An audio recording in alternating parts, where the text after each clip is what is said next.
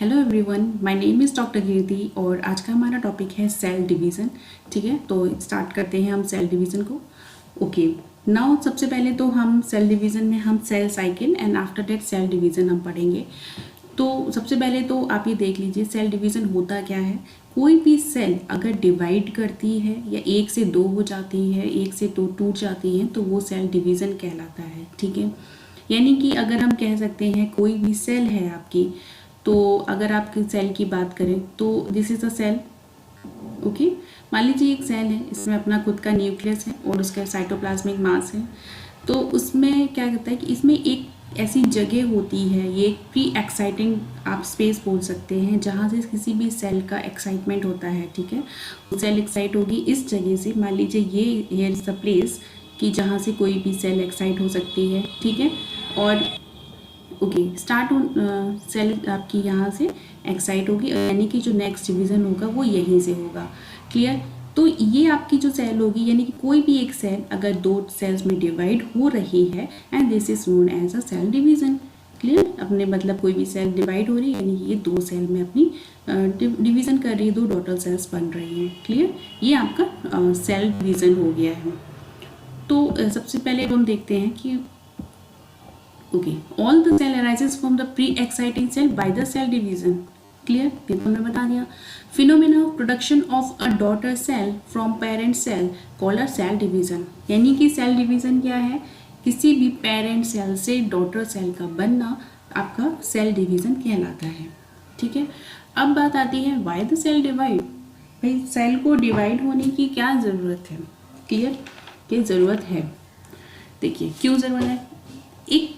एक definite balance बनाने के लिए किसी भी न्यूक्लियस और उसके साइटोप्लाज्मिक मास के बीच में कोई भी हमें एक बैलेंस बनाना है। ठीक है, तो उसको हम बोल सकते हैं कैरियोप्लाज्मिक रेशियो बोलते हैं या न्यूक्लियोप्लाज्मिक रेशियो भी बोलते हैं, कि न्यूक्लियस और साइटोप्लाज्म के बीच का जो रेशियो होता है उसको बैलेंस बनाए रखने के लिए सेल अपना डिवीज़न करती है। ठीक है, यानी कि क्लियर हो गया, को रिलेशन डिस्टर्ब नहीं होना चाहिए, इसलिए सेल डिवाइड होती है। ओके, नाउ सेल के डिवीज़न के दो फेज होते हैं, यानी कि सेल साइकिल। अब यहाँ पे हम सेल साइकिल की बात कर रहे हैं। पहले सेल साइकिल जो होती है, यानी कि जो सेल डिवीज़न का सबसे पहला जो काम है वो सेल साइकिल है। सेल साइकिल जो होती है वहाँ पर क्या काम होते हैं, इंटरफेस और एम फेज के दो फेजेस होते हैं। इंटरफेस होती है ये आपकी प्रिपरेटरी फेज होती है और एम फेज यहाँ पर एक्चुअल डिवीज़न होता है। प्रिपरेटरी फेज क्या होती है, इंटरफेस प्रिपरेटरी फेज का क्या मतलब है कि किसी भी सेल को डिवाइड होने के लिए कुछ प्रिपरेशन की ज़रूरत है। ठीक है, अब वो प्रिपेयर क्या, उसको अपने किसी काम को स्टार्ट करने के लिए हमें प्रिपरेशन तो करनी पड़ती है। ठीक है, वैसे ही सेल पहले प्रिपेयर होती है वहाँ पे इंटरफेस पर। क्लियर, उसके बाद एम फेज होता है जहाँ पर एक सेल एक्चुअल डिवाइड होती है। ठीक है, जहाँ पे माइटोसिस म्यूसिस होते हैं। ओके, तो ये जो पहले इंटरफेस, फिर एम फेज, फिर इंटरफेस, फिर M phase, this is a cycle. एक कंटिन्यूअस साइकिल एक ये होती है जहाँ पर ये सारी प्रोसेस होती है। क्लियर, ओके, यहाँ पर इंटरफेस में आपके G1, S और G2 फेज आते हैं। ठीक है, यहाँ पर G1 का मतलब है गैप 1, S का मतलब है सिंथेसिस और G2 का मतलब है गैप 2। क्लियर, एग्जाम में इसका सीक्वेंस भी पूछा गया है, तो इसका सीक्वेंस ये होता है G1, S, G2, M। ये इसका परफेक्ट सीक्वेंस है। पहले G1 होगा, फिर S सिंथेसिस होगी, फिर गैप 2 होगा, उसके बाद M फेज होगा। एम फेज में आपका एक्चुअल डिवीज़न होगा। मैं आपको दिखाती हूँ। ओके, देखिए ये आपका सेल साइकिल है। ठीक है, यहाँ से सेल आपकी साइकिल स्टार्ट होती है G1 से, G1, S, G2, M। इसी तरीके से चलता है हमारा सेल डिवीज़न का प्रोसेस, तो ये इसीलिए इसको सेल साइकिल बोला गया है। क्लियर, देखिए यहाँ से स्टार्ट होता है हमारा G1 से। G1 ये जो भी जो कुछ भी लिखा हुआ है यहाँ पर, आप एज सच ही इसको फिट कर लीजिए अपने दिमाग में, क्योंकि ये बहुत बहुत इम्पॉर्टेंट पेज है। इससे क्वेश्चन आपकी यूपी टीजीटी में तो 100% आते ही हैं, एक या दो क्वेश्चन आना ही है इस बार भी। ठीक है, तो आप यहाँ पर आप सबसे पहले G1 फेज है जिसको हम गैप 1 कहते हैं। यहाँ पर क्या क्या काम होते हैं, सबसे देखिए यहाँ पे सबसे पहले जो सेल एक्साइट होगी वो कहाँ पर, G1 पर। यहाँ पे सेल ग्रोथ करेगी, उसका डेवलपमेंट होगा। ठीक है, ये सबसे लंबी फेज होती है G1 फेज, यहाँ पे सबसे ज़्यादा टाइम लगता है। ये सारे आए हुए क्वेश्चंस हैं प्रीवियस ईयर के कि सबसे लॉन्गेस्ट फेज कौन सी है, G1 फेज। यहाँ पर क्या क्या होता है, यहाँ पे सबसे सेल एक्साइट कहाँ पर होती है, G1 पर, ठीक है। यहाँ पे क्या होता है, प्रोटीन राइबोसोम की सिंथेसिस होती है, synthesis of RNA and protein ribosome की सिंथेसिस होती है, सिंथेसिस ऑफ ATP। इतना काम यहाँ पर G1 में होता है, ठीक है।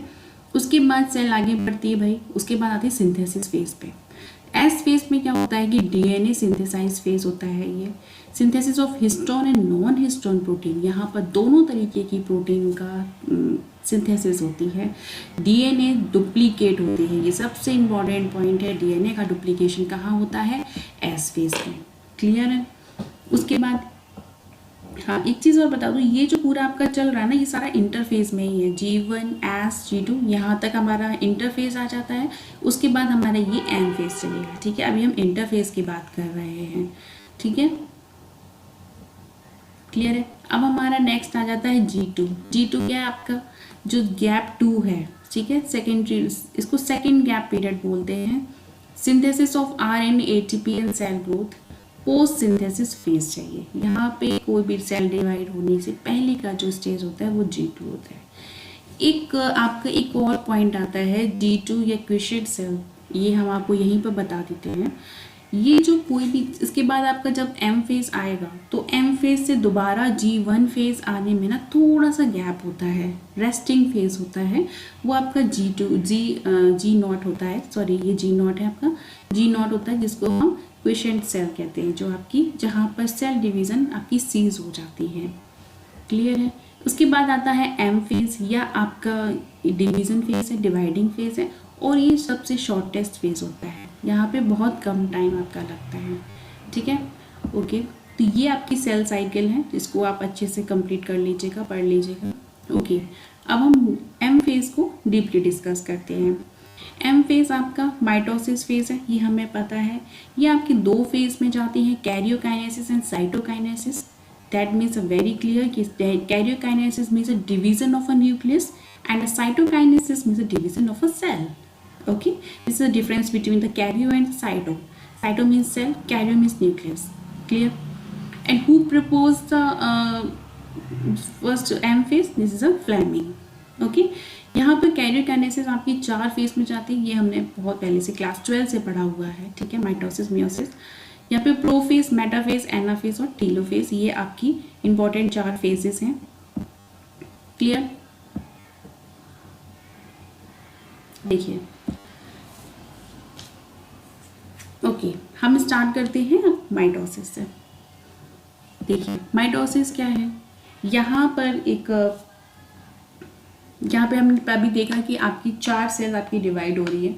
माइटोसिस क्या होता है कि कोई भी सेल, माइटोसिस सेल डिवीजन या इक्विलेटरल सेल डिवीजन होता है। यहाँ पे क्या होता है कि कोई भी सेल, एक सेल जो होती है वो 2 सेल्स में यहाँ पे डिवीजन होता है, यानी कि आइडेंटिकल टू पेरेंट सेल, मतलब एक जैसी सेल्स का यहाँ पे डिवीजन होता है, और क्रोमोसोम नंबर यहाँ पे सेम होते हैं, ठीक है। माइटोसिस और मियोसिस में यही फ़र्क है, माइटोसिस में क्रोमोसोम नंबर सेम होते हैं, जबकि मियोसिस में क्या होता है कि chromosome number just reduce to half, chromosome number आधे हो जाते हैं। क्लियर है, ठीक है। तो हम पहले अपना स्टार्ट करते हैं प्रोफेज। प्रोफेज में क्या है कि, हाँ एक चीज़ और बता दूं भाई, माइटोसिस, सबसे पहले तो माइटोसिस है क्या, माइटोसिस कहाँ पर होता है, इट टेक्स वेजिटेटिव और सोमैटिक सेल्स में माइटोसिस होता है, ठीक है, वेजिटेटिव या सोमैटिक सेल्स में। क्लियर है। अब माइटोसिस की ज़रूरत क्या है, कहाँ पे ज़रूरत होती है, growth, maintenance, repairs and continuity of a life. यहाँ पे मेंटेनेंस वगैरह के लिए भी माइटोसिस आपकी बहुत इंपॉर्टेंट है, ठीक है, ग्रोथ, रिपेयर, मेंटेनेंस के लिए। और ये इंपॉर्टेंट चीज़ है कि कहाँ पर होती है, ये सोमैटिक सेल्स पे। क्लियर है। ओके, स्टार्ट करते हैं हम। तो सबसे पहले तो जो माइटोसिस है, इसका सबसे पहला फेज है प्रोफेज। यहीं पे एक पहला ही क्वेश्चन बन जाता है कि which is the longest phase of, तो आपका लॉन्गेस्ट फेज है प्रोफेज। सबसे एक्टिव फेज भी, मतलब बहुत जल्दी यहाँ पर काम होता है, यहाँ पर आपका प्रोफेज में।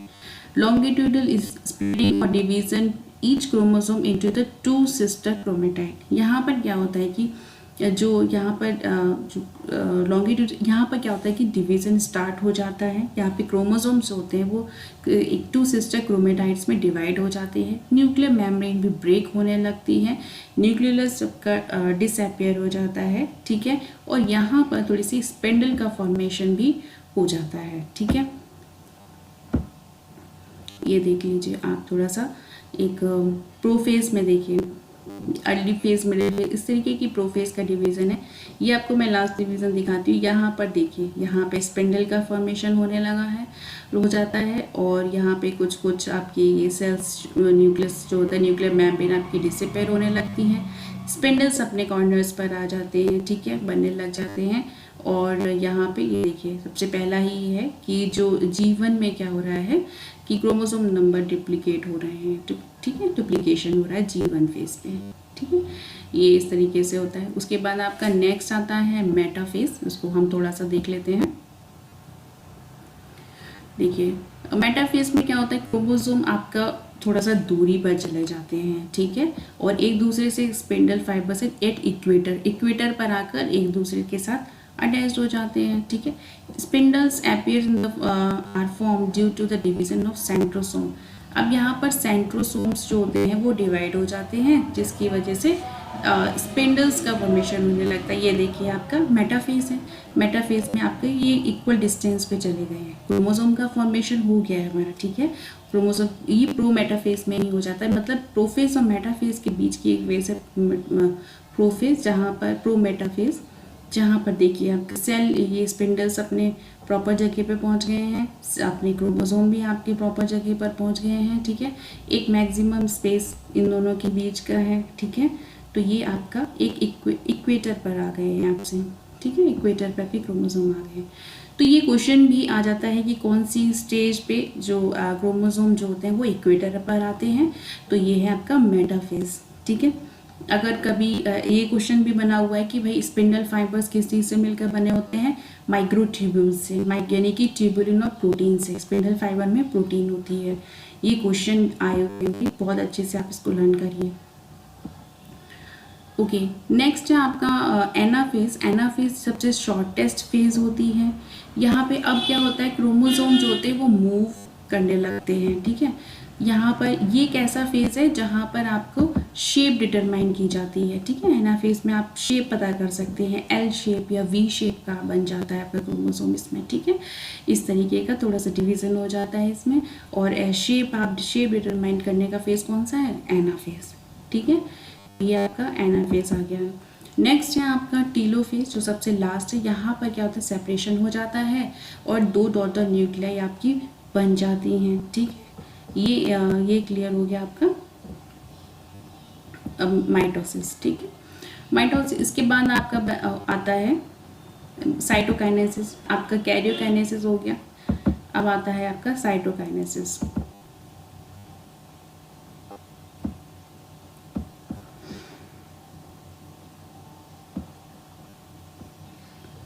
ओके, देखिए अब मियोसिस जो है वो आपकी आती है। मियोसिस सबसे पहले किसने की थी, फार्मर एंड मूरे ने। ये क्वेश्चन आता है कि मियोसिस का डिस्कवर किसने किया थी, मूरे ने, ठीक है। सेल अंडरगो मियोसिस, जो भी सेल मियोसिस के थ्रू जाती है उसको हम मियोसाइट्स बोलते हैं। यहाँ पर क्रोमोसोम नंबर आपका हाफ हो जाता है, ये इंपॉर्टेंट पॉइंट है, क्रोमोसोम नंबर आधे हो जाते हैं। मियोसिस 1 आपकी हेटेरोटाइपिक डिवीज़न है, यानी कि इसमें बहुत सारे डिवीज़न होते हैं, क्लियर है। प्रोफेज 1, मेटाफेज 1, एनाफेज 1, ठीक है, टेलोफेज 1, ठीक। इस तरीके से फिर आपका प्रोफेज 2, मेटाफेज 2, एनाफेज 2, टेलोफेज 2, इस तरीके का आपका आएगा, ठीक है। तो इसको हम स्टार्ट करते हैं। प्रोफेज 1 ये आपका सबसे लॉन्गेस्ट फेज है, क्योंकि अभी हमने पहले भी बताया है। यहाँ पर देखिए क्या होता है कि जो प्रोफेज है यहाँ पे उसके कुछ सब स्टेज भी होते हैं, ठीक है। ये बहुत ज़्यादा ही इंपॉर्टेंट है, यहाँ से क्वेश्चन आता ही आता है 100%, ठीक है। इसकी जो सब स्टेज हैं वो लैक्टोटीन, जाइगोटीन, पेकाइटीन, डिप्लोटीन और डाइकाइनेसिस, क्लियर है।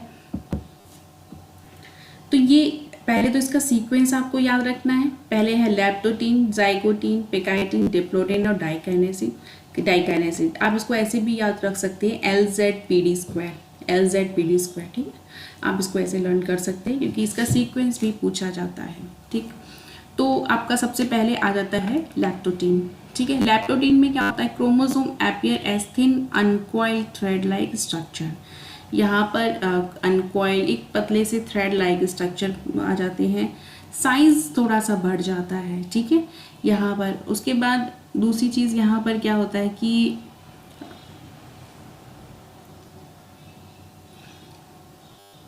यहाँ पे सिनेसिस होती है। ये क्वेश्चन आता है कि सिनेसिस या बटिक फॉर्मेशन कहाँ पर होता है, लैक्टोटीन में, ठीक है। सेकेंड है आपका जाइगोटीन। मैंने यहाँ पे वही चीज़ डाली है जो मोस्ट इम्पॉर्टेंट है, ठीक है। तो आपको ये आपको पूरी स्लाइड ऐसे छोड़नी नहीं है, सारी ही चीज़ें आपको पढ़नी है, ठीक है। जाइगोटीन क्या होता है, पेयरिंग और सिनेप्सिस ऑफ होमोलोगस क्रोमोसोम। अब जाइगोटीन वो ठीक है, वो फेज है जहाँ पर सिनेप्सिस होती है, ठीक है, यानी कि पेयरिंग हो जाती है। और ये पेयरिंग कैसे होती है, जिप लाइक होती है, ठीक है। एक जिप की तरह से, जिप आप देखो उस तरीके से पेयरिंग होती है, दो इस तरीके से अटैच होती है। Synapsis lead to formation of bivalent, यानी सिनेप्सिस होती है यहाँ पे एक पेयरिंग हो जाती है, वो बाइवैलेंट का फॉर्मेशन करती है। तो ये क्वेश्चन बन सकता है कि भाई सिनेप्सिस ऑफ होमोलोगस क्रोमोसोम, किस तरीके का क्रोमोसोम यहाँ पर सिनेप्सिस होती है, होमोलोगस क्रोमोसोम, ठीक है। तो ये आपका सेकंड हो गया जाइगोटीन। थर्ड है आपका पैकाइटिन।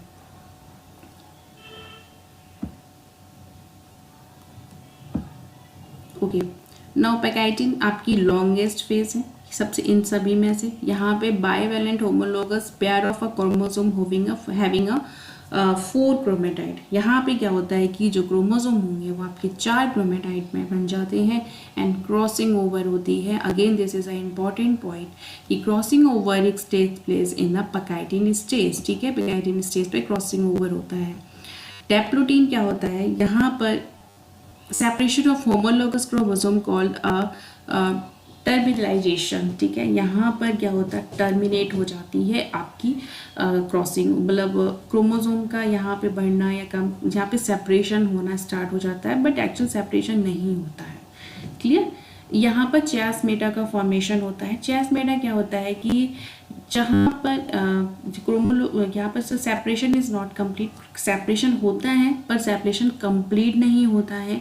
एक पॉइंट पर कहीं पर क्रोमोसोम जब अटैच रह जाते हैं, वो एरिया इज कॉल्ड चियास्मेटा, ठीक है। डाइकाइनेसिस होती है, टर्मिनेशन इज कंप्लीट, मतलब अब यहाँ पर आप पूरी तरीके से टर्मिनेट हो गया है, आप पूरी तरीके से आपकी टर्मिनेशन हो गई है, ठीक है। एक चीज़ और मैं यहाँ पर बताना भूल गई थी, जो पैकाइटिन है आपका स्टेज, ठीक है, यहाँ पे जो क्रॉसिंग ओवर होता है, क्रॉसिंग ओवर जो हो रही है पैकाइटिन स्टेज में, वो आपकी क्यों होती है, एक्सचेंज ऑफ जो क्रोमोसोमल सेगमेंट होते हैं, यहाँ पर जो नॉन सिस्टर क्रोमेटाइड होते हैं होमोलोगस क्रोमोसोम के, उनके बीच में पहले तो क्रॉसिंग ओवर होती है। यानी दिस इज अ क्वेश्चन कि भाई ये क्रॉसिंग ओवर किसके बीच में होती है, तो नॉन सिस्टर क्रोमेटाइड्स के बीच में होती है, होमोलोगस क्रोमोसोम के, ठीक है, होमोलोगस क्रोमोसोम के बीच में होती है, ठीक। दूसरी चीज़, क्रॉसिंग ओवर के लिए हमें यहाँ पर एक एंजाइम की ज़रूरत होती है, वो एंजाइम आपका रिकॉम्बिनेज है, ठीक है। रिकॉम्बिनेज यहाँ पर आप मेंशन कर लीजिएगा कि रिकॉम्बिनेज एंजाइम की हेल्प से क्रॉसिंग ओवर होता है, क्लियर है। नाउ अब है आपका मेटाफेज, ये हमारा प्रोफेज कंप्लीट हो गया। मेटाफेज में हमें पता ही है कि जो सेल्स होती है वो आपकी इक्विलेटरल प्लेट्स पर आ जाती है। मैं इसको एक फिगर के थ्रू आपको बता देती हूँ। यस, देखिए आप ये अगर आप देखना चाहें तो लैप्टोटीन, जाइगोटीन, पैकाइटिन और डिप्लोटीन, इस तरीके से पूरा फॉर्मेशन होता है, ठीक है। ये आपका लास्ट है डिप्लोटीन। यहाँ पे ये देखिए चियास्मेटा, ये होता है चियास्मेटा, जहाँ पे एक जगह पे कहीं पर आपके क्रोमोसोम अटैच होते हैं, दिस इज अ चियास्मेटा। और बाइवैलेंट यानी कि 2 का फॉर्मेशन हो जाता है। उसके बाद लास्ट में न्यूक्लियर मेम्ब्रेन पूरी तरीके से डिसअपियर हो जाती है, क्लियर है। ये देखिए अब हम मेटाफेज फर्स्ट की बात कर रहे हैं, यानी ठीक है, यहाँ पर क्या हो रहा है भाई, चियास्मेटा देखिए यहाँ पर भी हो रहा है, चियास्मेटा है, यानी कि एक पॉइंट जहाँ पर जाके दोनों जो क्रोमेटाइड्स हैं वो सारे अटैच्ड हैं, ठीक है। और मेटाफेज में क्या कहते हैं, एक इक्विलेटरल अपनी जगह पर आ जाते, इक्वेटर पर आ जाते हैं। ठीक, ये आपको बताने की कोशिश की गई है। ठीक है, इक्विलेटरल प्लेट पर आ जाते हैं and such chromosome towards a pole, और क्रोमोसोम अपने एक पोल पर आ जाते हैं, बीच में आ जाते हैं। ठीक है, एनाफेज क्या होता है, मूवमेंट ऑफ अ बाइवेलेंट और क्रोमोसोमल टुवर्ड्स अ पोल। यहाँ पर at the end half chromosome are at one pole and half at the one pole. यानी एनाफेज वो फेज है जहाँ पर अब जो क्रोमोसोम जो होते हैं वो सेपरेट हो जाते हैं, अपने अपने पोल पर चले जाते हैं, और आधी क्रोमोसोम वन पोल पर, आधी क्रोमोसोम टू पोल सेकेंड पोल पर होते हैं। ठीक है, ठीक है, लास्ट है आपका टीलोफेज फर्स्ट। यहाँ पे 2 डॉटर न्यूक्लियाई का फॉर्मेशन हो जाता है, क्रोमोसोम अपने आधे आधे हो जाते हैं, और न्यूक्लियर और जो होता है न्यूक्लियर मेम्ब्रेन आपका पूरी तरीके से डिसअपियर हो जाता है। ठीक है, तो ये देखिए आप यहाँ पर समझ लीजिए। ठीक है, एनाफेज ये फेज है जहाँ पर आपके ये अपने सच एक एक पोल पर दोनों क्रोमोसोम चले जाते हैं, यहाँ पे क्रोमोसोम नंबर हाफ हो जाता है। टीलोफेज वो देखिए, टीलोफेज के थ्रू क्या होता है, अपनी अपनी सेल्स बन के तैयार हो जाती हैं। ठीक है, एक आप क्रोमोसोम नंबर अपनी क्रोमोसोम हाफ क्रोमोसोम दोनों में डिवाइड हो गए हैं। ठीक है, अब ये सेल्स का फॉर्मेशन हो गया है। क्लियर है? नाउ ये आपका यहाँ पे कंप्लीट हो गया। ठीक है, अब आता है आपका सेकेंड माइटोटिक डिवीजन, यानी कि मियोसिस टू। मियोसिस टू में भी क्या होगा, यहाँ पे जैसे आपकी 2 डॉटर सेल्स बन के तैयार हुई है, मियोसिस आपका इसमें 4 डॉटर सेल्स बन के तैयार हो जाएंगी। प्रोसेस और सारा आपका यही रहेगा। ठीक है, प्रोफेज 1 होगा इसमें, इसी तरीके से यहाँ पे बेटा फेज में 2 सेल्स आपकी से न्यूक्लियस सेंटर में आ जाएगा। उसके बाद एनाफेज 2 में एक एक पोल पे चले जाएंगे, क्रोमोसोम नंबर यहाँ पे डिवाइड हो जाएंगे। ठीक है, इसी तरीके से यहाँ पे 4 डॉटर न्यूक्लियाई बन जाते हैं, यानी कि 2 डॉटर न्यूक्लियाई से 4 डॉटर न्यूक्लियाई बनकर रेडी हो जाते हैं यहाँ पर। ठीक है, ये आपकी मियोसिस 2 होती है, प्रोसेस इसका सेम है। ठीक है, ये इस तरीके से आपका माइटोसिस मियोसिस या सेल डिवीजन का पोर्शन आपका कंप्लीट होता है।